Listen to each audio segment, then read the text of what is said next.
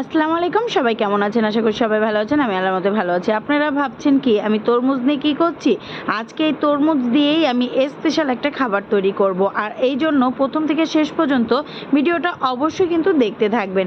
আর প্রথমেই দেখেন আমি তরমুজের উপর থেকে তরমুজগুলো কেটে নিচ্ছি। আর কেটে নিচ্ছি এই কারণে আমার লাগবে হচ্ছে তরমুজের সাদা অংশ। সাদা অংশটা নিয়ে নিলাম, নিয়ে এবার আমি ভালো করে এই খোসাগুলো ছাড়িয়ে নিচ্ছি। আর উপর থেকে যদি লাল থাকে সেটাও কেটে পরিষ্কার করে নিচ্ছি। এইভাবে ঠিক পরিষ্কার করে নিতে হবে।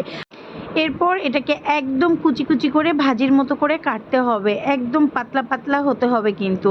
হ্যাঁ, আর এটা যেহেতু শক্ত আর এটা ডাঁটার মতো করে পাতলা পাতলা করে কাটতে হবে, কারণ ডাঁটাটাও কিন্তু যখন আমরা ভাজি করি অনেক চিকন চিকন করে কেটে নিই। যাই হোক, এখানে আমি কাঁচামরিচ, পেঁয়াজ আর রসুন কুচি করেছি আর এটাকে ভালো করে কেটে দিয়ে পরিষ্কার করে নিয়েছি। এবার হচ্ছে আমার সেই আসল রেসিপি।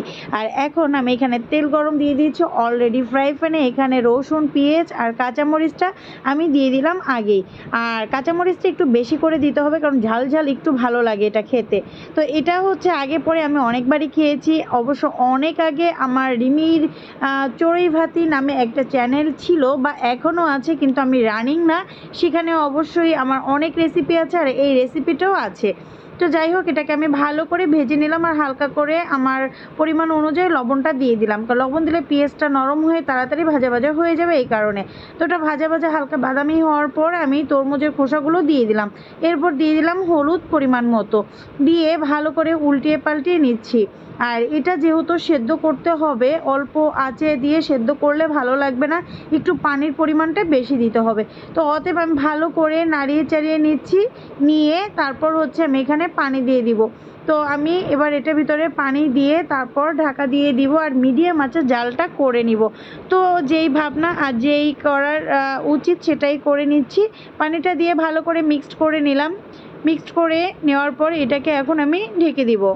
তো ঢেকে দিলাম আর মিডিয়াম আঁচে দিয়ে দিলাম, কারণ আস্তে ধীরে এটা সেদ্ধ হোক। আর সেদ্ধ হলেই যতটা সফট হবে আর কি, সেদ্ধতে ততটাই ভালো হবে। তাই মিডিয়াম আঁচের জন্যই বেস্ট। আর এটা একটু শক্ত টাইপের, এই জন্যই এতটা পানি দিয়েছিলাম, কিন্তু এবার অনেকটাই সেদ্ধ হয়ে গেছে। আমি এটাকে দেখলাম, এবার এই জন্য পানিটা টানিয়ে নেওয়ার জন্য আমি ঢাকনাটা খোলা অবস্থায় এভাবে জাল করে নিলাম। এরপর আমার হয়ে গেছে, একদম শুকিয়ে ফেলেছি তেলের উপর। উঠে আসার পর আমি ভাজিটা আমি ঢেলে নিয়েছি একটা বাটিতে। আর দেখতে পাচ্ছেন অনেকটা সফট হয়েছে, অনেকটা টেস্টি হয়েছে। আমি খেয়ে দেখলাম। আজকের মতো এখানে বিদায় নিচ্ছি। আল্লাহ হাফেজ।